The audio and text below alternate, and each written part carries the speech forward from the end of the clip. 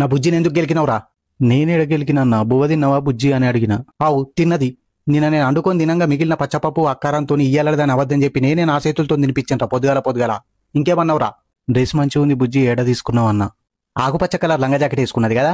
అవన్నా. అంగట్ల 200కి second లైన్లో కొని Anand shopping మళ్ళీ 2000కి తీసుకున్నా అని చెప్పి నేనే ఇచ్చిండ్రా పోయిన దసరాకు. పాపమన్నా, తప్పు కదా?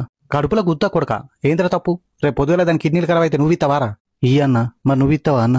పాగలి కానీ వారా, నేనెందుకు ఇస్తారా? కానీ అది బతుకున్న రోజులు కంటికి రెప్పలేక కళ్ళలో పెట్టుకొని చూసుకుంటారా? అంత ఇష్టంరా బుజ్జి అంటే నాకు. సారీ అన్న, కానీ బుజ్జి కన్నా నువ్వే అందంగా ఉంటావన్నా. తెలుసురా, కానీ బుజ్జి మనసుని చూసి లవ్ చేసిర్రా నేను. అదెట్లన్నా? బుజ్జికి ఒకరోజు సడన్ గా సాతి నొప్పి వచ్చిందిరా. గుండె ఆపరేషన్ చేయాలి, 10 లక్షలు ఖర్చు అయితే అన్నారు డాక్టర్లు. నేను ఎత్తి కొట్టుకుంటా పోయి వాళ్ళ డాడీ చెప్పిన. సాతి కొట్టుకుంటా వచ్చి వాళ్ళ డాడీ పైసలు కట్టిండు.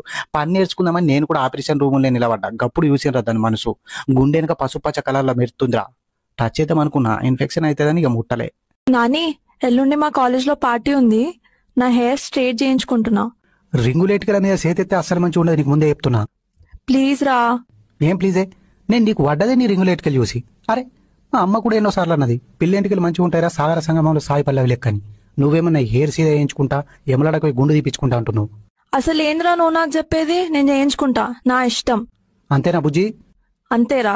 సరే బిడ్డ, నువ్వు వేసే కథలని మీ డాడీకి చెప్తా. నేనేం కథలు చేసినారా? నువ్వు రోజు పొద్దుగాల మెట్పల్లి కొత్త బస్ స్టాండ్లో పచ్చడికులు బుక్తలేవా? అయితే అంటే ఆడైతే ప్లేట్కి 15 రూపాయలు, కొంచెం ముందుకు పోతే గౌడ్ కాలేజ్ ముందు 10 రూపాయలే. ఉల్లిగడ్డ ఎల్లి నిమ్మకాయ వెండిస్తాడు, ఏమన్నుంటా టేస్ట్. నువ్వు ఇట్లా పిచ్చి పిచ్చిగా మాట్లాడితే నాకు బూతులు వస్తాయి చెప్తున్నా. నీకు కూడా బూతులు వస్తాయా? ఏ, నాకు రావద్దా? కాదు, నీకు రింగులేటుకలు ఉన్నాయి కానీ. వెల్కమ్ టు మీలో ఎవరు బిచ్చగాడు. ఈ రోజు మన గరం గరం కుర్చీ మీద కూర్చున్నాడు బండలికం నుంచి Balaraju. Give him a big hand. So Balaraju, computer గారు ఇచ్చిన మొదటి ప్రశ్న రెడీయా? Ready sir. ఒకవేళ నీ పెళ్ళం యమలాడ జాతరలో తప్పిపోతే ముందుగా ఏం చేస్తావు? ఏ, బాధల దావుతా. బి, దాన్ని లెంకెతందుకు ఎనర్జీ కోసం తాగుతా. సి, ఓడని ఎట్లనే అవని నేనైతే తాగుతా. డి, తాగుతా. చెప్పు బాలరాజు మీ ఆన్సర్. తెలుగు రాష్ట్రాల మగజాతి మొత్తం ఎదురు చూస్తుంది బాలరాజు మీ ఆన్సర్ కోసం.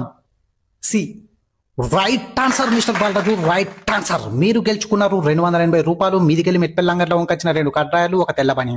Thank you sir. రెండో ప్రశ్న, ఒకవేళ దేవుడే ప్రత్యక్షమై ఏం కావాలని కోరుకోమంటే ఏం కోరుకుంటావు? ఏ, జాతర తప్పిపోయిన పిల్లని తిరిగి దొరకాలని కోరుకుంటా. బి, కొత్త దొరికిన ఓకే అంట. సి, పాత పిల్లంకి కొంచెం మేకబీగా వేసి డెకరేషన్ చేసి తీసుకురామంట. డి, గంగల దుంకి గతం మర్చిపోతా. చెప్పండి బాలరాజు మీ ఆన్సర్. పురుష జాతి పులకరించి పోయేలా ఉండాలి. చెప్పండి బాలరాజు, చెప్పండి. C, wrong answer. ఈ రోజు మన గరం గరం కుర్చీ మీద కూర్చున్న